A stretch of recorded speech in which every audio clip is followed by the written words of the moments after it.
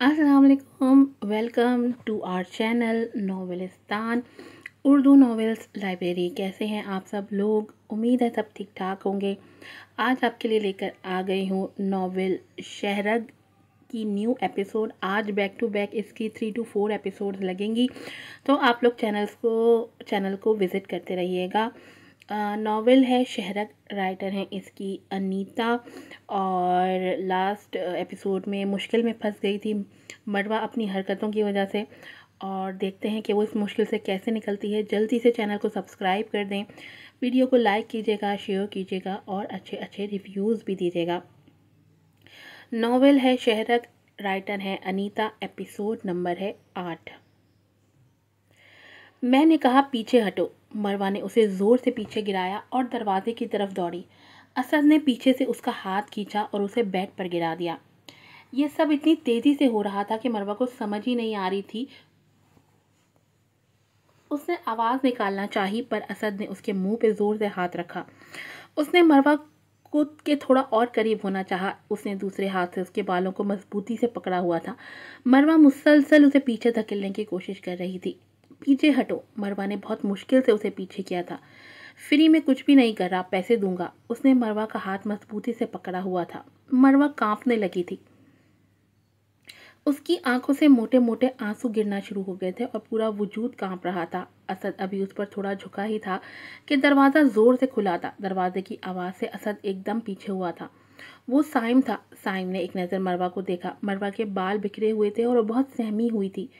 तेरी तो मैं, ये कहते ही साइम ने असद को गले से पकड़ा और सीधा दीवार के साथ लगाया। साइम की आंखों में खून उतर आया था। उसने नहीं देखा कि वो उसे कहाँ मार रहा है। मरवा भी खुद को संभाले बेड से उठ खड़ी हुई थी। वो सहमी हुई एक तरफ खड़ी हो गई। साइम उसे बुरी तरह से मार रहा था। पहले तो मरवा को होश नहीं था। जब थोड़ा खुद को संभाला तो साइम को देखा। छोड़ दो, मर जाएगा। मरवा ने परेशानी के आलम में साइम का बाजू पकड़ा। साइम ने एक नज़र मरवा को देखा, जिसकी आंख में अभी तक आंसू थे। उसने दोबारा असद को मारना शुरू किया। उसके गुस्से ने फिर से शिद्दत पकड़ ली थी। साइम प्लीज़ बस करो। मरवा ने एक दफ़ा फिर उसका बाजू हटाने की कोशिश की। साइम ने उसे अभी छोड़ा ही था कि उसने बाहर की तरफ दौड़ लगा दी। तुम ठीक हो? ये कहते ही साइम ने मरवा को गले से लगाना चाहा, पर मरवा पीछे हट गई थी। मैं ठीक हूँ, थैंक यू। अगले ही लम्हे मरवा ने खुद को उससे दूर किया और ज़मीन पर पड़े अपने बैग को उठाया। ऐसी गलती कैसे कर सकती हो तुम? उससे मिलने इस रूम में क्यों आई थी? साइम मुसलसल उसे देख रहा था। मरवा, मैं तुमसे बात कर रहा हूँ। उसने दोबारा अपने अल्फाज दोहराए। उसके लहजे में गुस्सा था। डॉक्यूमेंट्स का कोई काम करवाना था। ये कहते ही उसने नज़रें उठाकर साइम को देखा, जो मुसलसल उसे ही देख रहा था। शायद उसके जवाब का मुंतज़िर था। डॉक्यूमेंट्स का काम ऑफिस में होता है, होटल में नहीं। तुम ऐसी बेवकूफ़ी कैसे कर सकती हो? अगर आज कुछ हो जाता तो? साइम ने उसे बाजू से पकड़ा और अपनी तरफ किया। कुछ हुआ तो नहीं ना? ये कहते ही मरवा ने अपना बाजू छुड़वाया। प्लीज़ साइम, दूर रहो। मरवा पहले इस हादसे से बहुत डर गई थी। बहुत तेज़ी से बाहर की तरफ चली गई। साइम ने भी उसकी हालत देखकर उसे रोकना मुनासिब नहीं समझा। वो बुरी तरह से कांप रही थी। साइम ने गले की टाई सीधी की, जो उसे मारते मारते ख़राब हुई थी, और मरवा के पीछे बाहर आ गया। उस्मान, जब तुम उसे पर्सनली नहीं जानते थे तो तुमने मरवा को अकेले कैसे भेज दिया? मरवा, सायरा और उस्मान तीनों एक रेस्टोरेंट में बैठे हुए थे। मैंने अपने एक दोस्त से बात की थी। उसने मुझे असद का बताया था। उस्मान मुसलसल मोबाइल में मसरूफ़ था। शायद किसी को फ़ोन में लाने की कोशिश कर रहा था। मैं उसे छोड़ूंगा नहीं। अगर उसने तुम्हें होटल बुलाया था तो तुम पहले मुझसे बात कर लेती। मुंह उठा के चली गई। मरवा अपनी कोहनी के ऊपर सर रखे बैठी हुई थी। उस्मान, वो आगे परेशान है। अब जो होना था हो गया। इस बात को ख़त्म करो। मरवा, तुम्हारा फ़ोन बज रहा है। सायरा ने बैग मरवा की तरफ किया। अब कौन है? ये कहते ही मरवा ने मोबाइल निकाला, जिसके ऊपर अलीज़े का नाम शो हो रहा था। हाँ अलीज़े, बोलो। कैसी हो मरवा? दूसरी तरफ से सहमी हुई आवाज़ आई। मैं तो ठीक हूँ, तुम्हारी आवाज़ सही नहीं लग रही। सब ठीक है ना? अलीज़े ने एक लंबी सांस ली। वो आज फिर पैसे लेने आया था। क्या आज फिर आया था? मैंने उसे कहा था कि बस कुछ दिन इंतज़ार करो। अच्छा तुम दादा जान को बोलो वो टेंशन ना ले, मैं बस कुछ करती हूँ। ये कहते ही उसने फ़ोन बंद कर दिया था। तुम अजय की मदद ले लो। सायरा पास बैठी सारी बातें सुन रही थी। फ़ोन बंद होते ही बोली, हाँ सायरा ठीक कह रही हो।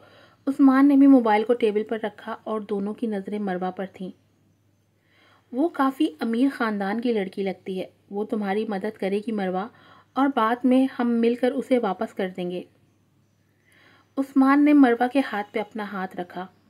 हाँ मरवा, तुम फिक्र मत करो, हम मिलकर वापस करेंगे पैसे। सायरा ने भी हाथ उनके हाथ पे रखा। मैं बहुत खुशनसीब हूँ कि मेरे पास तुम जैसे दोस्त हैं। मरवा ने अपना दूसरा हाथ उन दोनों के हाथों पे रखते हुए कहा और फिर एक लंबी सांस ली। शायद वो अजय से मदद लेने का सोच रही थी, क्योंकि उसके पास कोई और ऑप्शन नहीं था और वो अपनी फैमिली को मुश्किल में नहीं देख सकती थी। इस लड़के की सारी इन्फॉर्मेशन कल मेरी टेबल पर हो। साइम ने एक फ़ाइल जो उस होटल के रिसेप्शन से ली थी, असद की इन्फॉर्मेशन सामने खड़े लड़के को देते हुए कहा, जो बिल्कुल उसके सामने हाथ बांधे खड़ा था। जी सर, मैं कल ही आपको इन्फॉर्मेशन देता हूँ। अब तुम हर रोज़ मरवा को हाथ लगाने की कीमत अदा करोगे।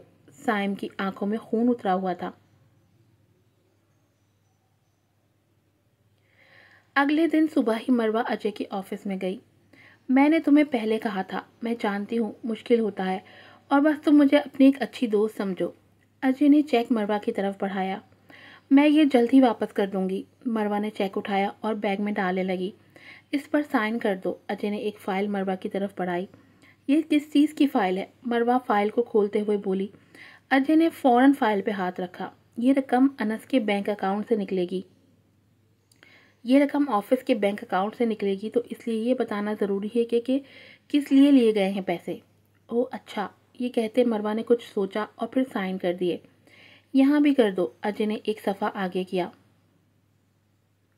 मरवा ने एक नज़र उसे देखा और फिर वहाँ भी साइन कर दिया। देखो, मैं आज के बाद किसी लड़की को हाथ नहीं लगाऊंगा। असद साइम के घुटनों के नीचे था। साइम उस पर गन धारने खड़ा था। तुम्हारी हिम्मत कैसे हुई मरवा को हाथ लगाने की? साइम की आंखों में खून उतरा हुआ था। असद का मुंह पहले ही जख्मों से भरा हुआ था, जो साइम के ही लगाए हुए थे। साइम, अब बस कर दो। नौरोज ने साइम को पीछे हटाया, जिसके लिए उसे काफ़ी जोर लगाना पड़ा था। आइंदा मुझे इस शहर में नजर ना आओ। साइम ने असद को पाँव से जोर से हिट किया था। वो एक सुनसान सी जगह पर थे, जहाँ दूर दूर बस दरख्त और पहाड़ नजर आ रहे थे। ये पैसे उसके मुंह पर मारना और ध्यान से ले आना। मरवा कोहनियों के बल औंधी लेटी थी, दाएं कान के साथ मोबाइल लगाया हुआ था। और दादा जान कैसे हैं? अब उसने करवट बदली। मुझे एक बात तो बताओ, दूसरी तरफ से अलीज़े बोली, जो सहन में बैठी उससे बातें कर रही थी। हाँ बोलो। मरवा फिर कोहनियों के बल औंधी हुई और बालों को पीछे किया। इतने पैसे किससे लिए हैं मैंने? इतने पैसे किससे लिए हैं मैंने? मरवा एक लंबी सांस ली। इतने पैसे तुम्हें किसने दिए हैं? अलीज़े ने फिर से बात दोहराई। काम करती हूँ, उनसे लिए हैं, सैलरी से काटते रहेंगे। लेकिन ये एक रकम बहुत बड़ी है मरवा। बताया तो है सैलरी से काटेंगे। मरवा फिर से सीधी लेट गई थी। अच्छा चलो, अब मैं सोने लगी हूँ, यहाँ बहुत रात हो गई है।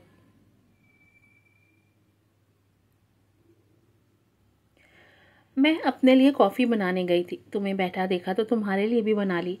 ये लो। महरोश ने कॉफ़ी का कप साइम की तरफ बढ़ाया। Thank you. साइम बाहर गार्डन में बैठा हुआ था, शायद किसी गहरी सोच में गुम था। उसने वाइट कलर की हाई नेक शर्ट पहनी हुई थी और वाइट कलर की पैंट, और सेम ही शूज़ थे। कल क्या करना है तुमने? महविश अपनी शॉल संभालते हुए, जो कुछ घुटनों से भी ऊपर थी, साथ वाली चेयर पर बैठी। ऑफिस जाना है, और क्या करना है? साइम ने एक नज़र उसे देखा और फिर कॉफ़ी का कप मुंह के साथ लगाया। तुम्हें मुझसे क्या मसला है? इतने उखड़े उखड़े क्यों रहते हो? मुझे तो किसी से कोई मसला नहीं, उसने कॉफ़ी का सिप लेते हुए कहा। अलबत्ता लोगों को बहुत से मसले हैं, साइम ने फौरन ही उसे जवाब दिया। पर्सनल स्पेस होती है जो तुम्हारी समझ में नहीं आएगी। किसी के सर पे ज़बरदस्ती सवार होने से कोई अपना नहीं हो जाता। यही बात मैंने तुम्हें प्यार से भी समझाई थी। ये कहते हैं साइम वहाँ से उठ गया था। कॉफ़ी तो पीते जाओ। वो शायद उसके साथ और वक्त गुजारना चाहती थी, इसलिए उसने उसकी किसी बात पर ध्यान नहीं दिया और उसे दोबारा बैठने का कहा। मैं अपने लिए चाय बनाऊंगा, ये कहते ही साइम वहाँ से चला गया। देखा दोनों में कितना प्यार है। आप तो ऐसे ही बातें बना रहे थे। मैंने कहा था ना कि साइम मान जाएगा। इरम और हारून कुछ देर पहले टेरेस पे बैठे थे। देखा था आपने कितने प्यार से बातें कर रहे थे। हाँ देखा था। अब सो जाओ और मुझे भी सोने दो। Good night. आपको ऑफिस के सिवा और कुछ नज़र नहीं आता। बस अब तैयार हो जाएं। हमारे बेटे की शादी धूमधाम से होगी। लोगों को भी पता चलेगा कि मर्दान फैमिली में शादी हो रही है और साइम के काबिल महरोश ही है। इरम अपने आप से ही बातें की जा रही थी। हारून शायद सो चुका था। वैनकूवर गेस्ट टाउन में आज बेतहाशा बारिश हुई थी। फजर की नमाज के बाद मरवा बालकोनी में खड़ी बाहर का नज़ारा कर रही थी, जहाँ कुछ बिल्डिंग्स, पहाड़ और ज़रा ज़रा निकलता सूरज नज़र आ रहा था। मौसम निहायत खुशगवार था। आज शैतान भी जल्दी उठ गया। मरवा को कदमों की आहट महसूस हुई तो उसने पीछे मुड़ के देखा। सारा जो अंगड़ाइयाँ लेते उसके पास आ रही थी। क्यों, मैं मुसलमान नहीं हूँ? बिल्कुल मेरी जान, आप मुसलमान हो, लेकिन आज के मुसलमान ने उठने में देर कर दी। नमाज का टाइम तो ख़त्म हो गया। मरवा के लबों पे हल्की सी मुस्कुराहट थी। दोनों ने नाश्ता किया और अपने अपने कामों पे निकल गईं। Good morning sweetheart. Saim ने गाड़ी की ब्रेक लगाते हुए कहा।